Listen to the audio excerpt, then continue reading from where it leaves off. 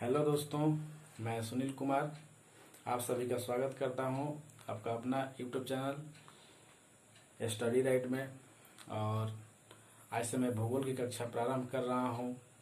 भूगोल एक ऐसा सब्जेक्ट है जो लगभग हर प्रतियोगी परीक्षाएं में, हर कंपटीशन में, जो जनरल कंपटीशन होते हैं, चाहे SSC, banking, railway, JPSC, UPSC, सभी में इससे प्रश्न जो हैं बहुत ही अधिक मात्रा में होते हैं। तो ये सभी लोगों का प्रयास होना चाहिए कि ये हर सब्जेक्ट पढ़ना अनिवार्य है, और जिसमें भूगोल को रटने से ज़्यादा उसको तथ्यात्मक तरीके से अगर अध्ययन करेंगे तो ये बहुत ही सरल महसूस होता है। तो चलिए, आज से हम लोग भूगोल की कक्षा जो प्रारंभ कर रहे हैं, आप मेरे साथ बने रहें और जुड़े रहें। मैं भारतीय भूगोल एवं विश्व भूगोल की लगभग हर टॉपिक को मैं अच्छे तरीके से समझाने का प्रयास करूंगा। और मैं आज जो चैप्टर शुरू करने जा रहा हूं, जो टॉपिक शुरू करने जा रहा हूं, वो आप लोगों को यहाँ दिख रहा होगा। मैं ग्लोब, अक्षांश और देशांतर से शुरुआत कर रहा हूं, फिर इसके बाद मैं भारतीय भूगोल पढ़ाऊंगा। इसको मैं इसलिए पढ़ा रहा हूं ताकि भारत के स्थिति विस्तार को अगर जो बताएं तो उस समय आपको समझने में सहूलियत हो। ठीक है, तो चलिए हम लोग शुरू करते हैं। तो सबसे पहले ये जानते हैं कि ग्लोब, यहाँ है ग्लोब, अक्षांश एवं देशांतर। तो ग्लोब किसे कहते हैं? ग्लोब जो होता है पृथ्वी के वास्तविक रूप का एक प्रतिरूप होता है। ग्लोब जो है पृथ्वी के वास्तविक रूप का प्रतिरूप है, उसका नमूना है। यानी इस विशाल पृथ्वी को अध्ययन करने के लिए उस पृथ्वी के आकार का ही, उस पृथ्वी के रूप का ही एक प्रतिरूप बना दिया गया, एक छोटा सा नमूना बनाया गया है, और उसी में संपूर्ण पृथ्वी को समाहित किया गया है, और उसके अध्ययन से संपूर्ण पृथ्वी का अध्ययन संभव हो सकता है। तो उसे ग्लोब कहते हैं। ये क्लियर हो गया। उस ग्लोब को बनाने के लिए बहुत प्रकार की रेखाएं की आवश्यकता पड़ी हैं, जिन्हें हम अक्षांश और देशांतर रेखाएं कहते हैं विशेष रूप से। तो अक्षांश रेखा और देशांतर रेखा। अक्षांश रेखा क्या होता है? तो इस गोलाकार पृथ्वी पर खींची गई भूमध्य रेखा के समानांतर पूरब से पश्चिम की ओर खींची गई काल्पनिक रेखाएं को अक्षांश रेखा कहते हैं। यानी ये गोलाकार पृथ्वी है, ये भूमध्य रेखा है। इसको भूमध्य रेखा क्यों बोलते हैं? क्योंकि पृथ्वी के केंद्र से होकर के ठीक पृथ्वी के बीचों बीच पूरब से पश्चिम की ओर ये रेखा खींची गई है।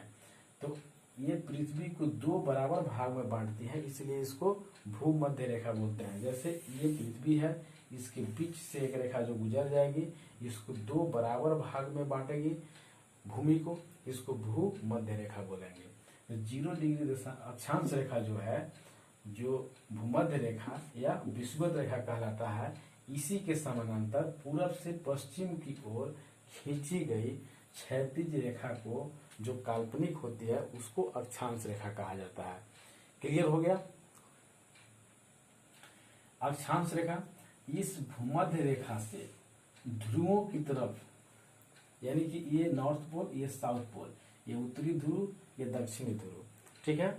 तो भूमध्य रेखा से ध्रुवों की तरफ हम जैसे जैसे आगे की ओर जाएंगे तो 1-1 डिग्री पर अक्षांश रेखाएं खींची गई हैं, उत्तरी ध्रुव में भी, और उत्तरी गोलार्ध में और दक्षिणी गोलार्ध में। ये गोलार्ध क्या है? भूमध्य रेखा से उत्तरी ध्रुव तक वाले भाग को उत्तरी गोलार्ध, और भूमध्य रेखा से दक्षिणी ध्रुव तक वाले भाग को दक्षिणी गोलार्ध कहते हैं। जैसे ये पृथ्वी मान लीजिए, ये बीच वाला जो 0 डिग्री अक्षांश है, ये भूमध्य रेखा है। इसके उत्तरी भाग में, नॉर्थ पोल में, ये आधा गोला हुआ ना, इसको देखिए, ये कितना हुआ? आधा गोला हुआ। ये उत्तर की तरफ है तो उत्तरी गोलार्ध, अगर यही दक्षिण की तरफ है और इसको मिटा देते हैं, ये साउथ पोल हो गया, ये क्या हो गया? दक्षिणी गोलार्ध। यानी कि भूमध्य रेखा से उत्तरी ध्रुव तक वाले भाग को उत्तरी गोलार्ध, क्योंकि गोला का आधा होता है, और भूमध्य रेखा से दक्षिणी ध्रुव तक वाले भाग को दक्षिणी गोलार्ध, क्योंकि ये गोला का आधा है इसलिए इसको गोलार्ध कहते हैं। तो भूमध्य रेखा से उत्तरी ध्रुव तक, यानी कि उत्तरी गोलार्ध में कुल 90 अक्षांश रेखाएं खींचे गए हैं, और भूमध्य रेखा से दक्षिणी गोलार्ध में कुल 90 अक्षांश रेखाएं खींचे गए हैं। कितने कितने डिग्री पर है? तो 1-1 डिग्री पर खींची गई है। इसको इस तरह से समझ लीजिए, अक्षांश रेखा जो होता है वो वास्तव में कोई रेखा नहीं है। अक्षांश रेखा जो है एक वास्तव में कोई रेखा नहीं है, यह कल्पना किया हुआ है, और वो भी एक अक्षांश वृत्त की तरह। जैसे मान लीजिए फुटबॉल ले लीजिए, उसके चारों तरफ ऐसे आप लाइन घुमा दीजिए, ऐसा लाइन घुमा दीजिए, वो क्या होगा? रेखा तो नहीं रहेगा, एक वृत्त के रूप में आएगा। तो अक्षांश वृत्त होता है। जैसे कि मान लीजिए ये पृथ्वी है, इसके केंद्र से ये भूमध्य रेखा गुजरी है, इसके केंद्र से अगर 30 डिग्री यहाँ कोण बन रहा है, 30 डिग्री से मिलाकर के खींची गई रेखा को 30 डिग्री अक्षांश बोलेंगे। इसको क्या बोलेंगे? इसको बोलेंगे 30 डिग्री अक्षांश। अगर इस केंद्र से यहाँ पर 15 डिग्री का अगर जो कोण बन रहा है, कितना डिग्री? अगर 15 डिग्री, और इस 15 डिग्री कोण से मिलाते हुए जो रेखा खींचेंगे, ये कौन सी रेखा कहलाएगा? 15 डिग्री अक्षांश रेखा। समझ गया? यानी कि पृथ्वी के केंद्र से पृथ्वी की कहीं भी सतह पर जितने डिग्री का कोण बनता है, उस कोण से खींची गई लंबी रेखाएं को ही, काल्पनिक रेखा को ही उतना अंश का अक्षांश रेखा कहा जाता है। तो उसी प्रकार 1-1 डिग्री के अंतराल में, यहाँ पर 1 डिग्री 2 डिग्री 1-1 डिग्री के अंतराल में कुल 90 अक्षांश रेखाएं खींचे गए हैं। 90 कहाँ पर हो जाएगा? अगर 90 डिग्री का कोण बनेगा तो यहाँ हो जाएगा। तो ये जो बिंदु है, जिसको नॉर्थ पोल कहा गया है, जिसको उत्तरी ध्रुव कहा गया है, ये 90 डिग्री अक्षांश रेखा है। क्या है ये 90 डिग्री अक्षांश रेखा है। तो ये 90 डिग्री अक्षांश रेखा जो हुआ वो एक पॉइंट के रूप में है, चाहे उत्तरी ध्रुव है या दक्षिणी ध्रुव है, ये दोनों में। यानी कि उत्तरी गोलार्ध में भी 1-1 डिग्री के अंतराल पर कितने अक्षांश रेखाएं हैं? 90। ये समझ गए? भूमध्य रेखा से उत्तरी ध्रुव की तरफ उत्तरी गोलार्ध में कुल कितने अक्षांश रेखाएं हैं? 90। उसी प्रकार दक्षिणी गोलार्ध में कितने हैं? 90। 1-1 डिग्री के अंतराल में दक्षिणी गोलार्ध में भी खींचे गए हैं। और एक अक्षांश रेखा जो भूमध्य रेखा है, जो 0 डिग्री अक्षांश है, एक ये है। तो कुल अक्षांश रेखाओं की संख्या कितने हो गए? 181। यानी अगर एग्जाम में आए अक्षांश रेखाओं की संख्या कितनी होती है, तो 181। उत्तरी गोलार्ध में कितनी? तो 90 अक्षांश रेखाएं। दक्षिणी गोलार्ध में कितनी? तो 90 अक्षांश रेखाएं। और एक 0 डिग्री अक्षांश रेखा, जिसको भूमध्य रेखा या विषुवत रेखा भी कहते हैं, जो सबसे बड़ी अक्षांश रेखा होती है। अगर एग्जाम में पूछे सबसे बड़ी अक्षांश रेखा कितने अंश पर स्थित है, तो सबसे बड़ी अक्षांश रेखा 0 डिग्री अंश पर स्थित है। ठीक है? यानी 0 डिग्री अंश को ही, 0 डिग्री अक्षांश रेखा जो है उसी को ही भूमध्य रेखा या विषुवत रेखा बोलते हैं, जो सबसे बड़ी अक्षांश रेखा है। और बाकी सभी अक्षांश रेखा इससे छोटी है। तो ये समझ गए। और दक्षिणी ध्रुव पर और उत्तरी ध्रुव पर जो 90 डिग्री अक्षांश रेखाएं हैं, वो मात्र एक पॉइंट के रूप में होते हैं। किसमें होते हैं? एक पॉइंट के रूप में। उसकी कोई लंबाई नहीं होती है। तो कभी कभी इसको ये माना गया है कि उत्तरी ध्रुव और दक्षिणी ध्रुव पर जो 90 डिग्री अक्षांश रेखा जो है, उसे रेखा न मान करके और जो बिंदु माना जाए, तो यहाँ पर क्या है कि 2 अक्षांश रेखाएं को घटा देते हैं। तो 2 अक्षांश रेखाएं अगर घट जाएंगे तो 179 अक्षांश रेखाएं हो जाएंगे। यानी कि अक्षांश रेखाओं की संख्या कितनी हो जाएगी? 179। तो अगर ये उत्तरी ध्रुव और दक्षिणी ध्रुव वाले जो 90 डिग्री अक्षांश रेखा है, इसको अगर रेखा न मान के बिंदु माना जाए तो अक्षांश रेखाओं की संख्या कितनी? 179। और इसको भी रेखा मान लिया जाता है, कुल अक्षांश रेखाओं की संख्या कितनी? 181। ऐसे अधिकतर 181 ही सही होता है और इसी को माना जाता है। ठीक है? जो कि इसको भी अक्षांश रेखा ही माना गया है, 90 डिग्री अक्षांश रेखा। और इस भूमध्य रेखा से ध्रुवों की तरफ हम जैसे जैसे जाएंगे, ये अक्षांश रेखा का तथ्य है और इसको हमेशा दिमाग में बैठा लेना है और इसको भूलना नहीं है कि भूमध्य रेखा से ध्रुवों की तरफ हम जैसे जैसे बढ़ेंगे, उत्तरी ध्रुव की तरफ या दक्षिणी ध्रुव की तरफ, अक्षांश रेखाओं की लंबाई घटती जाती है। देखिए ये इतनी लंबी है, इससे ये छोटी है, इससे ये छोटी है, इससे ये छोटी, इससे ये छोटी, इससे छोटी, और ये आकर के यहाँ पर पॉइंट में हो जाता है। उसी प्रकार दक्षिणी गोलार्ध में भी वैसा ही होता है। यानी कि भूमध्य रेखा से ध्रुवों की तरफ बढ़ने पर अक्षांश रेखाओं की लंबाई घटते जाती है लेकिन उनके बीच की दूरी नहीं घटती है। जैसे यहाँ से यहाँ तक जितना दूर होगा उतना ही यहाँ से यहाँ तक भी होगा, उतना ही यहाँ से यहाँ तक होगा। यानी कि एक अक्षांश से दूसरे अक्षांश के बीच की दूरी हमेशा 111 किलोमीटर होती है। एक अक्षांश से दूसरे अक्षांश के बीच की दूरी, यानी प्रत्येक अक्षांश रेखाओं के बीच की दूरी कितनी होती है? 111 किलोमीटर। यानी कि इनके बीच की दूरी नहीं घटती है, बीच की दूरी हमेशा बराबर होती है, क्योंकि ये समानांतर रेखा होते हैं। ये क्या होते हैं? एक दूसरे के समानांतर रेखा होते हैं। लेकिन इनकी लंबाई घटती है। ये इतनी लंबी है, इससे छोटी और ध्रुव पर जाकर के ये एक बिंदु के रूप में बदल जाता है। तो इस तरह से अक्षांश रेखा का मेन तथ्य ये था कि भूमध्य रेखा पर, या भूमध्य रेखा सबसे बड़ी अक्षांश रेखा है और उससे ध्रुव की तरफ जैसे जैसे जाएंगे अक्षांश रेखाओं की लंबाई घटते जाएगी, लेकिन दोनों के बीच की दूरी हमेशा बराबर होगी। और प्रत्येक अक्षांश के बीच की दूरी कितनी होती है? तो 111 किलोमीटर। ठीक है, इसको याद रखिएगा, इंपॉर्टेंट चीज है। जैसे कि अगर कोई आदमी 1 डिग्री अक्षांश पर, इसको 1 मान ले, इसको 3 मान ले। अगर कोई व्यक्ति 1 डिग्री अक्षांश पर है और कोई व्यक्ति 3 डिग्री अक्षांश पर है, तो वो कितने डिस्टेंस पर है दोनों? तो यहाँ मान के चलिए कि जो कोई व्यक्ति है कोई यहाँ है, तो 2 डिग्री पर कितना हो जाएगा? 111 किलोमीटर, और 3 डिग्री पर 111 किलोमीटर, और यानी कि 111 और 111, यहाँ से यहाँ तक 111 और यहाँ से यहाँ तक 111 तक कितना हो गया? 222 किलोमीटर दूर है। ठीक है, तो भूमध्य, तो हम ये कहना चाह रहे हैं कि अक्षांश रेखा जो है उससे दूरी भी निर्धारित होता है। ठीक है ना। अब इस अक्षांश रेखा पर 4 अक्षांश रेखाएं बहुत ही महत्वपूर्ण है। कितने? 4। कौन कौन है? आइए यहाँ पर जानते हैं। 0 डिग्री अक्षांश रेखा जो है, जिसको भूमध्य रेखा या विषुवत रेखा कहते हैं, वो सबसे बड़ी अक्षांश रेखा होती है।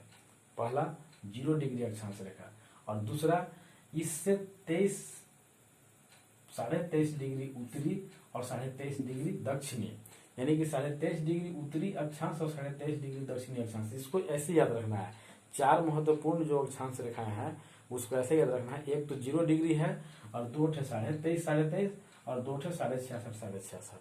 23.5 उत्तरी, 23.5 दक्षिणी। 23.5 उत्तरी अक्षांश जो होता है उसे कर्क रेखा कहते हैं, और 23.5 दक्षिणी अक्षांश जो होता है उसे मकर रेखा कहते हैं, और 66.5 उत्तरी अक्षांश जो होता है उसे आर्कटिक रेखा बोलते हैं, और 66.5 दक्षिणी अक्षांश जो होता है उससे अंटार्कटिक रेखा बोलते हैं।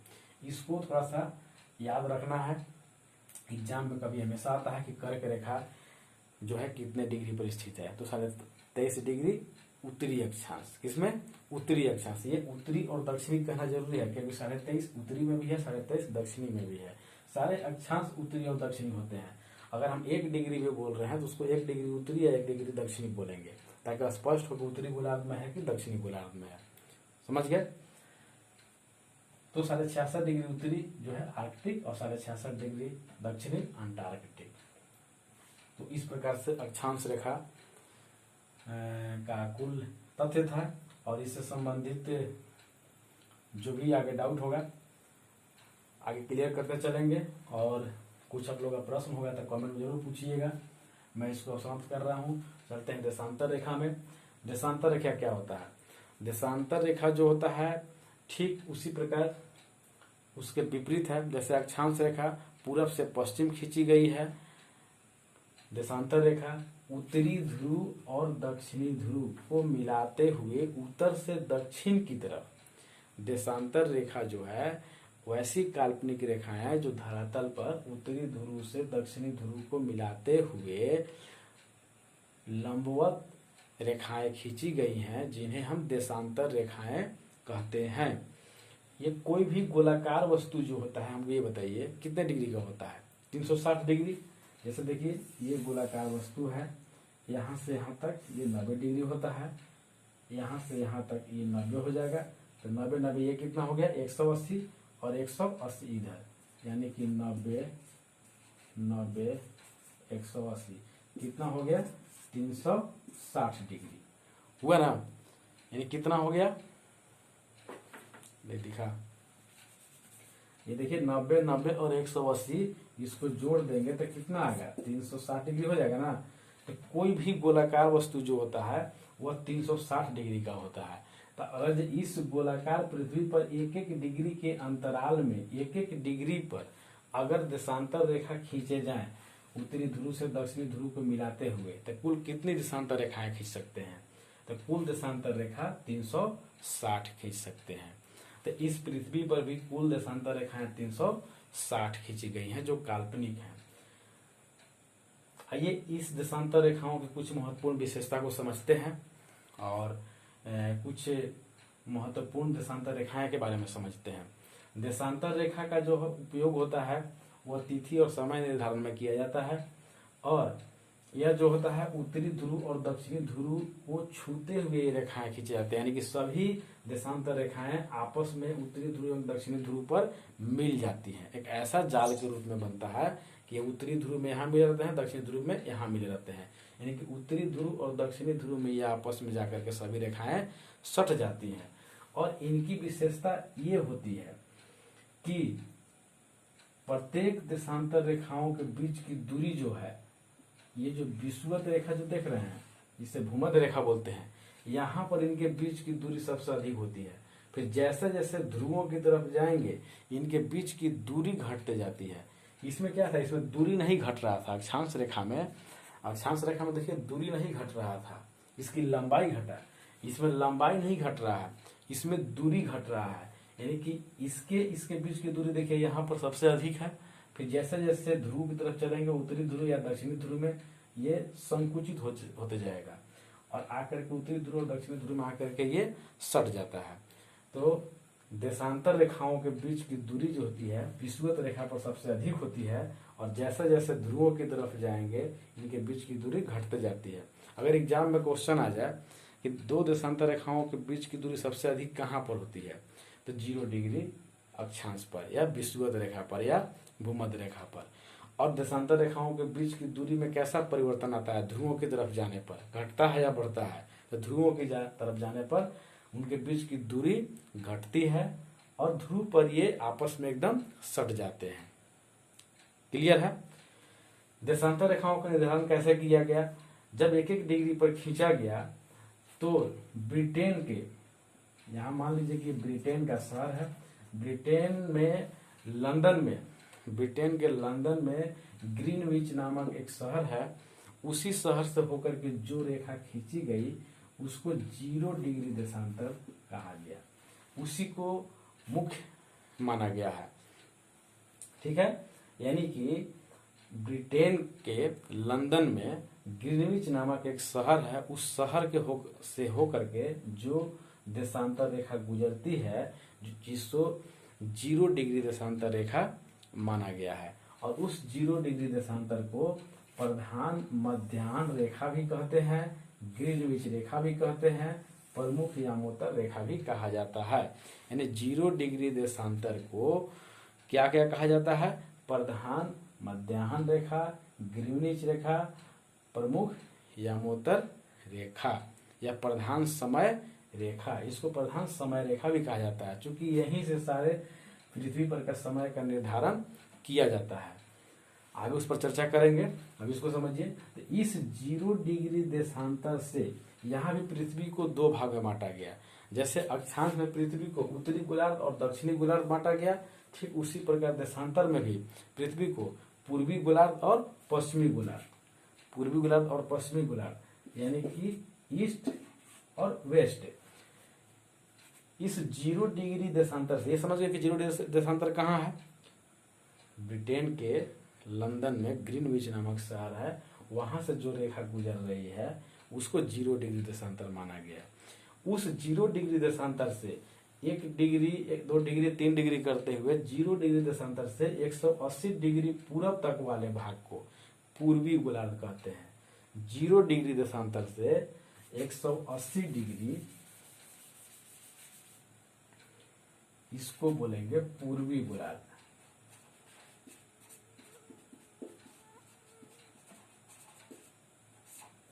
जीरो डिग्री देशांतर से 180 डिग्री पूरब तक वाले भाग को पूर्वी गोलार्ध और 0 डिग्री देशांतर से 180 डिग्री पश्चिम तक वाले भाग को पश्चिमी गोलार्ध बोलते हैं।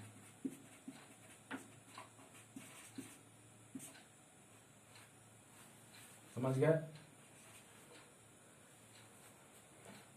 क्या समझे? फिर से समझ लीजिए। 0 डिग्री देशांतर से 180 डिग्री पूरब तक वाले भाग को पूर्वी गोलार्ध और 0 डिग्री देशांतर से 180 डिग्री तक पश्चिम वाले भाग को पश्चिमी गोलार्ध कहा गया है। यानी कि यहाँ की पृथ्वी को दो भाग में बांटा गया, पूर्वी गोलार्ध एवं पश्चिमी गोलार्ध। तो जब 0 डिग्री देशांतर से लेकर के 180 डिग्री तक एक एक डिग्री के अंतराल में रेखा खींचे जाएंगे, तो कितने रेखा खींचे जाएंगे? 180। उसी प्रकार से यानी कि ईस्ट में और 0 डिग्री से लेकर के 180 डिग्री अगर पश्चिमी गोलार्ध में खींचे जाए तो 180 वेस्ट में। समझ गया? यानी कि 180 जो है पूर्वी गोलार्ध में और 180 पश्चिमी गोलार्ध में। स्पष्ट होगा? यानी 0 डिग्री देशांतर से लेकर के 180 देशांतर रेखाएं पूर्वी गोलार्ध में है और 0 डिग्री देशांतर से लेकर के 180 देशांतर रेखाएं पश्चिमी गोलार्ध में है। यानी कुल देशांतर रेखाओं की संख्या कितनी हो गई? तो 360। कुल देशांतर रेखाओं की संख्या कितनी हो गई? 360। ठीक है? यानी कि देशांतर रेखाओं की संख्या 360। अब इसमें पूछे कि पूर्वी गोलार्ध में कितने देशांतर रेखाएं हैं? तो 180। पश्चिमी गोलार्ध में कितने देशांतर रेखाएं हैं? तो 180। प्रधान यामोत्तर रेखा किसको बोला जाता है? 0 डिग्री देशांतर को। 0 डिग्री देशांतर कहां से गुजरती है? तो लंदन के ग्रीनविच नामक शहर से। ठीक है? दो देशांतर रेखाओं के बीच की दूरी सर्वाधिक कहां होती है? तो भूमध्य रेखा पर।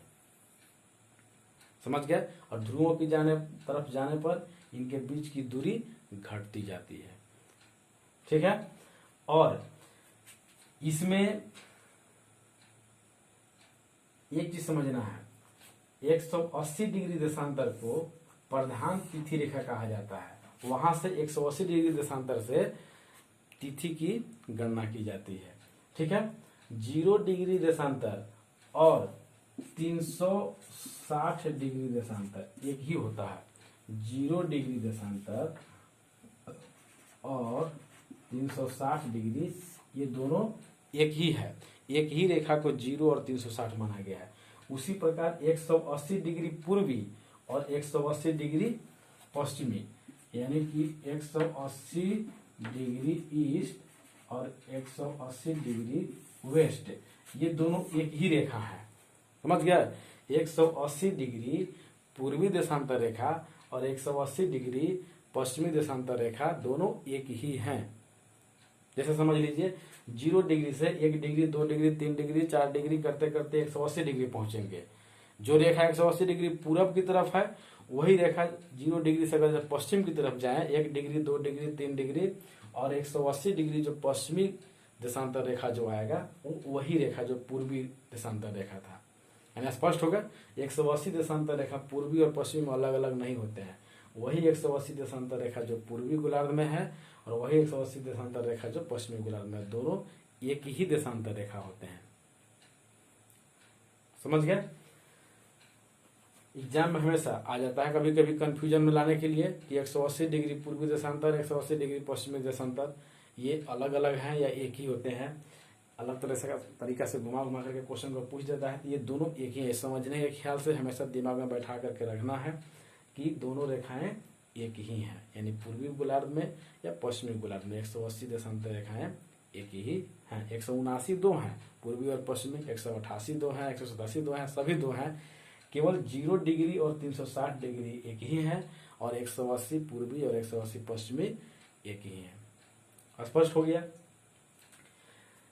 अब जैसे इसमें समय का निर्धारण कैसे होता है, तो यहां पर माना गया कि 0 डिग्री देशांतर में यानी ग्रीनविच लाइन जो है, ग्रीनविच रेखा जो है, उस पर जितना भी टाइम होगा वहीं से समय का निर्धारण होगा। और समय का निर्धारण कैसे होता है, उसको प्रधान समय रेखा अगर मान लिया गया तो इसको मिटाते हैं।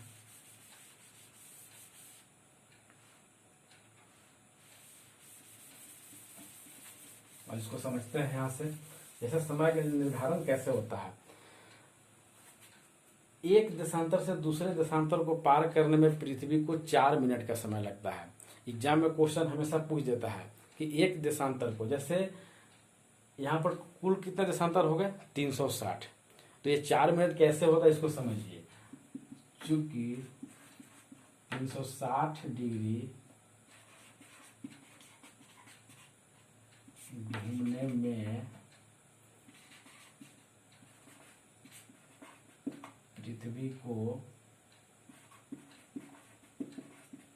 24 घंटा, मतलब कि 1440 मिनट लगता है। कितना लगता है 1440 मिनट। 360 डिग्री घूमने में पृथ्वी को एक चक्कर पूरा करने में पृथ्वी को कितना समय लगता है, अपने धुरी पर पृथ्वी को एक चक्कर पूरा करने में कितना समय लगता है 24 घंटा, एक दिन लगता है मोटा मोटी। तो 360 डिग्री घूमने में पृथ्वी को 24 घंटा समय लगता है, मतलब 1440 मिनट। तो इसलिए 1 डिग्री घूमने में पृथ्वी को कितना समय लगेगा 1440 बटे 360, इसको काट देते हैं 4 बार में कट जाएगा, यानी कि कितना आ गया 4 मिनट। कितना आ गया 4 मिनट, यानी 1 डिग्री घूमने में समय कितना लगेगा 4 मिनट। क्योंकि पृथ्वी पश्चिम से पूर्व की तरफ घूमती है। पृथ्वी कैसे घूमती है, पश्चिम से पूर्व की तरफ, इसीलिए पूर्व में सूर्योदय पहले होता है और पश्चिम में जाकर के क्या होता है सूर्यास्त होता है। तो सूर्योदय जो है पूर्व में होता है, यानी कि पूर्व का समय आगे होता है। तो जब पश्चिम से पूर्व की तरफ सूर्य घूम रहा है, सॉरी पृथ्वी घूम रही है, तो 0 डिग्री देशांतर पर अगर 12 बज रहा है, अगर 0 डिग्री देशांतर पर 12 बज रहा है, कितना बज रहा है 12 बज रहा है, तो एक डिग्री देशांतर पर कितना होगा, तब 12:04। कितना होगा 12:04, चूंकि 1 डिग्री पार करने में उसको कितना समय लग रहा है, 1 डिग्री पार करने में 4 मिनट समय लग रहा है। तो 15 डिग्री पार करने में उसको कितना समय लग जाएगा, 15 गुने 4 बराबर 60 मिनट, मतलब कि 1 घंटा 1 आवर। समझ गए बात को, यानी कि 360 डिग्री घूमने में 24 घंटा मतलब 1440 मिनट। 1 डिग्री घूमने में इसको जब भाग दे देंगे आ जाएगा 4 मिनट। तो 15 डिग्री घूमने में 15 गुने 4 यानी कि 60 मिनट, 1 घंटा। यानी कि अब इसको ऐसा समझिए, अगर 0 डिग्री देशांतर पर 12 बज रहा है, 0 डिग्री देशांतर पर 12 बज रहा है, तो 15 डिग्री पूर्वी देशांतर पर, कहां पर, इसको मान लेते हैं अगर जब 15 डिग्री पूर्वी है, क्या है 15 डिग्री पूर्वी है, तो 15 डिग्री पूर्वी देशांतर पर कितना समय होगा, तो 1 घंटा आगे चला जाएगा समय। कहाँ जाएगा 1 घंटा आगे। जैसे कि अगर यहाँ 12 बज रहा है, अगर 0 डिग्री पर 12 बज रहा है, तो 15 डिग्री पूर्वी देशांतर जो होगा वहां पर कितना बजेगा बताइए। अगर 0 डिग्री देशांतर पर 12 बज रहा है, तो 15 डिग्री पूर्वी देशांतर पर कितना बजेगा, यानी कि 1 घंटा आगे चला जाएगा, यानी कि 1 बज जाएगा। समझ गए बात को। तो उसी प्रकार अगर कोई व्यक्ति 15 डिग्री पश्चिमी देशांतर पर है, अगर 15 डिग्री पश्चिमी देशांतर पर है और यहाँ 12 बज रहा है, अगर कोई व्यक्ति 15 डिग्री पश्चिमी देशांतर पर है, तब कितना समय होगा। अगर 0 डिग्री देशांतर पर 12 बज रहा है, यहाँ 12 बज रहा है, तब 15 डिग्री पश्चिमी देशांतर पर कितना समय होगा, तब 15 मिनट और 1 घंटा पीछे चले जाएंगे। क्योंकि 1 मिनट 4 मिनट जो समय लगता है 1 डिग्री पर, तो पीछे जाएगा। तो जब 15 डिग्री पूर्वी देशांतर पर 1 घंटा आगे जा रहा है, तो 15 डिग्री पूर्वी देशांतर पर 1 घंटा पीछे जाएगा, यानी कि यहाँ पर कितना बजेगा, तो 11 बजे। समझ के बात को। समय का निर्धारण कैसे होता है, ठीक उसी प्रकार हमारे भारत मेरा कहाँ है, ईस्ट गोलार्ध में है, उत्तरी गोलार्ध में और पूर्वी गोलार्ध में। भारत मान के चलिए कि मेरा यहाँ पर है, यहाँ पर अगर ये भारत है तो भारत का भी कुछ देशांतरीय विस्तार है और उसके चलते ये हम लोग भारत की स्थिति और विस्तार वाला में मतलब विस्तार से इसको डिस्कस करेंगे और पढ़ेंगे भी। अभी यहाँ पर ये समझ लीजिए कि भारत का मानक समय कितना माना गया है। तो भारत का मानक समय जो है, इसको मिटाते हैं, भारत का मानक समय जो है उससे 82.5 डिग्री पूर्वी देशांतर को माना गया है। किसको माना गया है? 82.5 डिग्री पूर्वी देशांतर को भारत का मानक समय माना गया है। जो इलाहाबाद के नैनी से होकर के गुजरती है उसी को बोलते हैं भारत का मानक समय। यानी कि भारत का मानक समय रेखा किसे बोलते हैं? 82.5 डिग्री पूर्वी देशांतर। तो अब बताइए कि लंदन के समय से भारत का समय कितना आगे है? तो हम लोग बहुत लोग रट भी लेते हैं, जानते भी हैं 5.5 घंटा आगे है। तो 5.5 घंटा आगे क्यों है? क्योंकि 0 डिग्री पर अगर जो 12 बज रहा है तो 82.5 डिग्री पर कितना बजेगा? यानी कि 0 डिग्री पर 12.5 बज रहा है तो 82.5 डिग्री पर 0 डिग्री पर 12 बज रहा है तो 82.5 डिग्री पर 5.5 बजेगा। चूंकि 82.5 में अगर ये 4 से हम गुना कर देंगे, 82.5 गुना 4 कर देंगे तो 4 दूना के 8, 4 32, 328 और प्लस अगर 1 डिग्री में 4 मिनट तो आधा डिग्री में 2 मिनट, मतलब कि 330 मिनट। कितना हो गया? 330 मिनट। अगर 330 मिनट को 60 से भाग दे दिया जाए तो कितना आ जाएगा? 5 घंटा 30 मिनट आ गया। इसको समझ गए? अगर 82.5 डिग्री को 4 से गुना कर दे, चूंकि 1 डिग्री में 4 मिनट, तो 82.5 डिग्री में 4 से गुना कर देंगे तो कितना आ जाएगा? इसको इससे गुना करेंगे तो कितना आ जाएगा? 328। और 1 मिनट में, सॉरी 1 डिग्री में 4 मिनट, 1 डिग्री में 4 मिनट, आधा डिग्री में 2 मिनट आएगा ना। इस 2 को जोड़ेंगे तो 330 मिनट हो जाएगा। 330 को 60 से अगर डिवाइड करेंगे, भाग दे देंगे तो ये 5 घंटा आ जाएगा। ये 5 आवर आ गया और 30 मिनट, 30 मिनट हो गया। समझ गया? तो यही 5 घंटा 30 मिनट भारत का समय जो है लंदन के समय से आगे चलता है। अब याद रहेगा हमेशा, अगर इस कैलकुलेशन को आप दिमाग में बैठा करके रखेंगे, सिर्फ इतना याद रखेंगे कि 1 डिग्री देशांतर पार करने में पृथ्वी को 4 मिनट का समय लगता है और भारत का प्रधान समय रेखा जो है 82.5 डिग्री पूर्वी देशांतर है। पूर्वी इसलिए रहेगा, पश्चिमी रहेगा तो 5.5 घंटा पीछे हो जाएगा, इसलिए आगे है। तो भारत का जो प्रधान समय रेखा जो है 82.5 डिग्री पूर्वी देशांतर है। तो 82.5 में जब 4 से गुना करेंगे तो 330 मिनट आएगा और 60 से भागा दे देंगे तो 5 घंटा 30 मिनट का टाइम आ जाएगा। ये आगे है, यानी भारत का समय लंदन के समय से कितना आगे है? 5.5 घंटा आगे है। अब आप समझ गए होंगे। अब इसको एक और उदाहरण से समझ लेते हैं। अगर कोई व्यक्ति लंदन में बैठा हुआ है और वो बोल रहा है कि उसके पास 2 बजे दोपहर है, उसके पास टाइम कितना हो रहा है? 2 बजे दोपहर हो रहा है। यानी कि वो बोल रहा है कि 0 डिग्री पर है, उसका कहना है कि 2 बजे दोपहर है। क्या है वहां पर? 2 बजे दोपहर है। तो हमारे भारत में कितना समय हो रहा होगा आप बताइए? इससे 5 घंटा 5.5 घंटा आगे कर दीजिए, यानी कि हमारे यहाँ 7:30 बजे शाम हो जाएगा। यानी कि वो 2 बजे दोपहर है, वहाँ दोपहर का ये करेगा, उन लोग दोपहर में अपना दोपहर का लंच करेगा, तो हम लोग 7:30 बजे अपना इवनिंग वॉक करके अपने घर में हो जाएंगे। समझ गए बात को? यानी कि इससे समय का निर्धारण हो जाता है अगर पूर्वी देशांतर पश्चिमी देशांतर पता है तो। ये समझ में आया ना कि अगर जो कोई व्यक्ति लंदन में है, वो बोलता है कि लंदन में है मतलब 0 डिग्री पर है, और वो बोलता है कि उसके यहाँ 2 बजे का दोपहर है और आप भारत में हैं, तो आपके पास कितना समय हो रहा होगा? तो 5.5 घंटा आप आगे चले जाइए, यानी कि 5.5 घंटा जोड़ दीजिएगा इसमें तो 7.5 घंटा आगे आ जाएंगे। यानी कि आपके यहाँ 7:30, हमारे यहाँ बज चुका है। स्पष्ट है।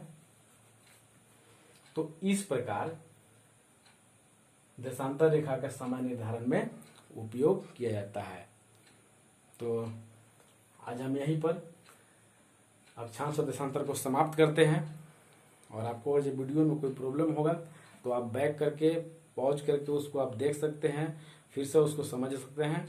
और उसके बाद भी अगर जो कोई डाउट होता है आपको तो हमारे इस वीडियो के कमेंट में ज़रूर आप कीजिएगा। और वीडियो आपको पसंद आया होगा तो मेरे इस चैनल को ज़रूर सब्सक्राइब कीजिए और लाइक कीजिए और कमेंट कीजिए और अपने दोस्तों को शेयर भी कीजिए, ताकि कुछ उनको भी हेल्प हो जाए। और ये पढ़ाई एक ऐसा चीज़ है कि ये जीवन पर्यंत पढ़ने वाला चीज़ है। और मैं प्रयास करूँगा और मैं विश्वास करता हूँ कि शायद आप लोगों को समझ में अच्छा आया होगा। और मैं प्रयास करूँगा कि पूरे अच्छे तरीके से समझाते हुए मैं पूरा सिलेबस को कंप्लीट करूँ, भूगोल को, भारतीय भूगोल एवं विश्व भूगोल को। उसमें आप लोगों की सहयोग की आवश्यकता है और उस सहयोग में यही चाहिए कि मेरे चैनल को आप सब्सक्राइब कीजिए और बेल आइकन को प्रेस कर लीजिए, ताकि मैं जब भी वीडियो डालूँ उसका नोटिफिकेशन आप तक मिल जाए, ताकि कोई भी वीडियो से आपको चूक ना हो। Thank you.